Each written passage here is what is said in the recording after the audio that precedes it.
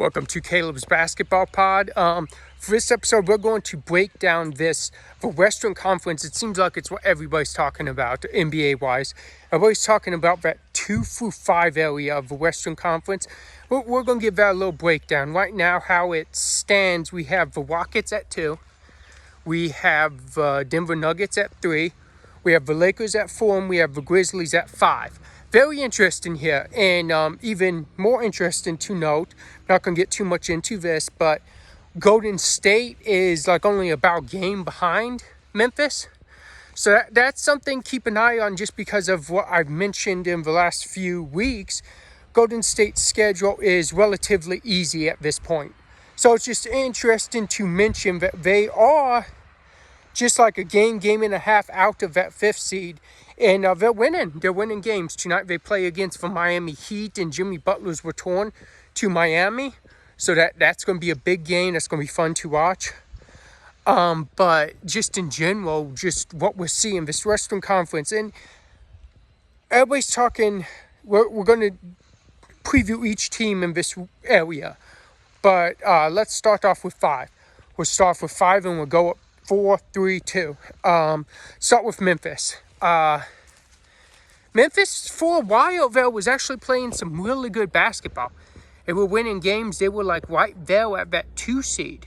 That number 2 and number 3 seed, they were right there. And that was when Jaren Jackson was out. They were in close game after close game after close game. They dropped one to Cleveland without Donovan Mitchell, and from there, that was Jaren Jackson's return. It kind of struggled and started going downhill and started losing more. And unfortunately, this is not the first time we've seen this from Memphis. Memphis is one of those teams that, like, early on in the season, they look like really good, and everybody's like, are they dark horses? Are they dark horses? But when it gets close to, like, April and playoff time, they just go like almost invisible. Like you don't even see them. You don't notice them. They start like messing up. I don't know if it's nerves. I don't know if maybe they're not ready for that moment. But then we've seen early playoff exits, even when they've been the 4th seed in the Western Conference. We've still seen those early playoff exits to the Lakers, to the Warriors. We've seen that. And it's unfortunate because there was a lot of talent on that Memphis team. At this point, I do think that if there's another early playoff exit, which I'm not saying there will be, but if you get that 5th seed, say, where they're at right now, you may end up versus the Los Angeles Lakers. They're already a team that beat you and bounced you when you were like the 6th seed and they were the 4th. They're a team that always bounced you and took care of you, or you were the 2nd and they were the 7th, or something like that. But they bounced you when you were way higher than them. Now you're going into LA the first 2 games with LeBron and Luka in a playoff atmosphere.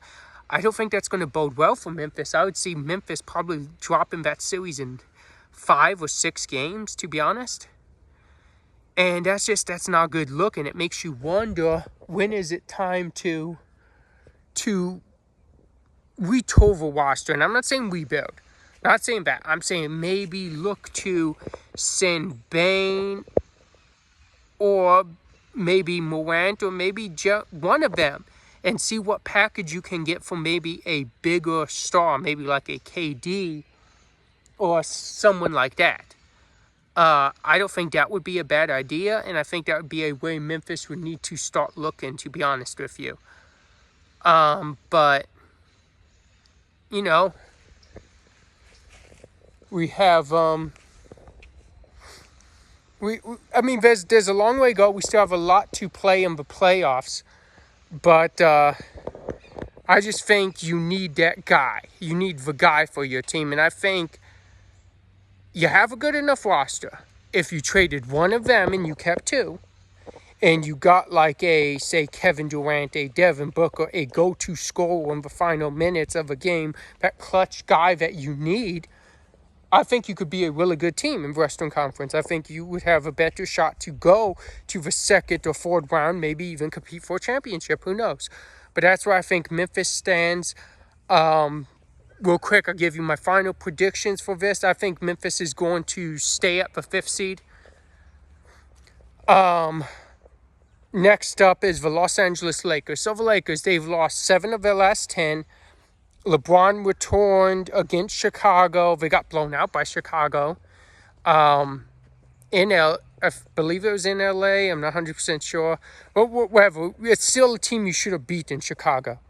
You lost to Chicago by 31 points, I believe it was. And LeBron's return, you had LeBron, Luka, Reeves, and you dropped a game that badly to Chicago. I think they need to find something. This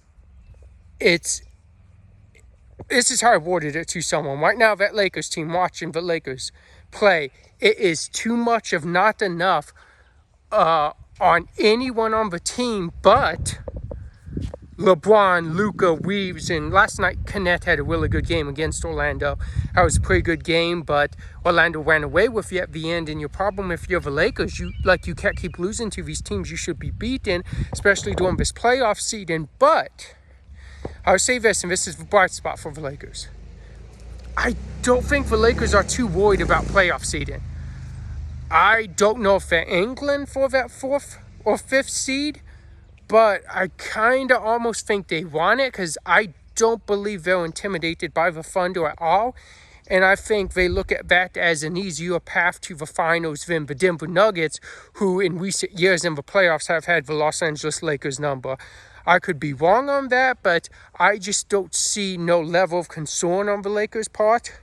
I think they look like they're okay with being a 4th or 5th seed, and they're okay having to possibly take out the Oklahoma City Thunder in round 2, and I think they believe they can.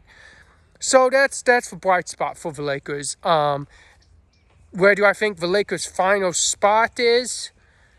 I'm going with number 4 for the Lakers. I'm going to say they will be a 4th seed. They take on Memphis, and they play the Thunder in the 2nd round. It's early predictions right now. May change when we get to playoff time, depending on momentum and everything. But now let's move on to Denver, who sits at the 4th seed in the Western Conference. Denver, they're number 3. Right now, they don't have Jokic. They're playing really good every other game. Without Jokic, one game they're playing good. Next game they're not playing well. One game they're playing good. It's every other game right now, and I don't think there's any concern for Denver because I think you're okay with Jokic getting rest. It's something he hasn't been able to do much of, and I think you're fine with him getting rest because we saw him and Jamal Murray just look gassed in the playoffs last season. So I think you're okay with him getting rest, and I don't think you're too worried about it. I still think Jokic will return in plenty of time before the playoffs, and I do see the Denver Nuggets being the number 2 seed in the Western Conference. My prediction, I think they'll be right there, and it's the spot they want to be. They know they are reaching number 1, so they get home court for possibly every series but the conference finals, and either way, they're former NBA champions. They aren't worried about if they have to go on the road to Oklahoma in the conference finals. They've been there, and you have possibly the best player in the world on your team, so that's not a problem. Now getting to Rockets. I love how this team's been playing. Emi Udoka most definitely has a case for Coach of the Year. I believe it's him and Kenny Atkinson right now. It's a 2-man race. But more than anything for Houston, like they were on a 9-game win streak. It ended to a Jokic-less Nuggets, but like I said, every other game for the Nuggets has been pretty good. But the Rockets, though, they are just playing really good basketball. We saw them struggle a little bit in the Mito. They lost Van Vliet for a little bit to injury, and that's where it looked like a lot of their struggles came from. But since Van Vliet came back, they've seemed like they righted the ship. It's going in the right direction. They're doing what they're supposed to. They're beating the teams they most definitely should. They're competing against the teams that a lot of people would say are better than them, and they're doing their thing. I think they're finished as the 4th seed in the West. And the only unfortunate thing for them may be they may be taking on the Golden State Warriors in the 1st round. And Golden State's looking pretty good, and you have former NBA champs Steph Curry and Draymond Green over on that team. So that'd be a very interesting playoff matchup. I do think Houston would have a shot to beat Golden State, but that shot may be very small. And it's no insult to the Rockets. They've played great, but they haven't been there. Golden State's been there. Steph and Draymond, as I mentioned, won a championship, and Jimmy Butler's been to the NBA Finals multiple times. So I don't know how well that'd go for Houston, but the fact that you would be there and you'd be a top 3 seed in the Western Conference, that's saying nothing bad at all about that team. So I love how the Rockets play. I love how the defense has been, and Şengün's being the guy offensively.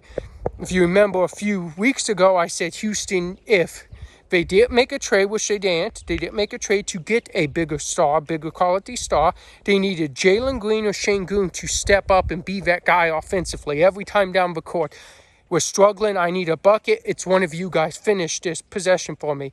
Şengün's being that guy. And you can notice the difference in the impact that the Rockets are making now because they have that set guy. And again, I love this Rockets team. It'll be interesting to see where they go.